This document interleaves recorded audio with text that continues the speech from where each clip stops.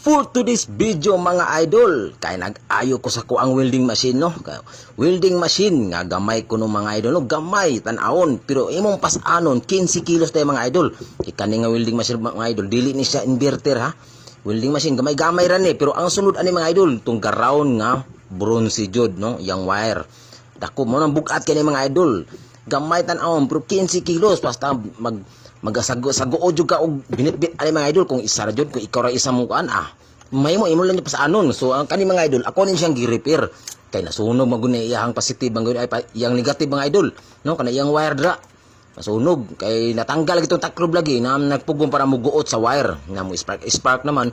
So naguba siya mga idol ning siga, so akong gitanggal kay nasunog ang wire, epektuhan man ang wire, kailangan nato siya pagutan ikabit og tarong no. Okay ba, okay ra ni siya guwit taklob. Basta mag-uot lang ni siya tarong mga idol no. Gabiing dako na ako nang gitrabaho kay pagkaugba ayuhon ako man nang gamitonon pa. Oh, di ba gamitonon pa na ako na siya. Kay last trabaho na baya ugma no. Kay kailangan daw tapuson o humanon ang balay mga idol. So dara, bahala gabiing dako na ni siya gikan pa ko nag-duty no.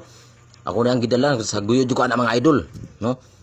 Kaingit-ngit na lagi so gamit na jud natog suga mga idol no. So makita na to tawa nakita niyo mga idol no, action ganit itom ang sulod gani guys. So, sige mo siya spark good sa gigamit pa na ako siya sa adlaw, sige na siya spark sa sulod. So mo murag action jud siya pula ang mga idol, pula o ritom no ang wire niya mo siya ang negative mga idol. So ako yung gitarong jud kay pag ugma gamiton man kay last duty na biya ugma no manon na jud tong balay. Kani nga welding machine mga idol kay dako na jud kay nagtabang niya sa kuno bawi nakikuha ni sa pagpalit na kuha namin mga idol.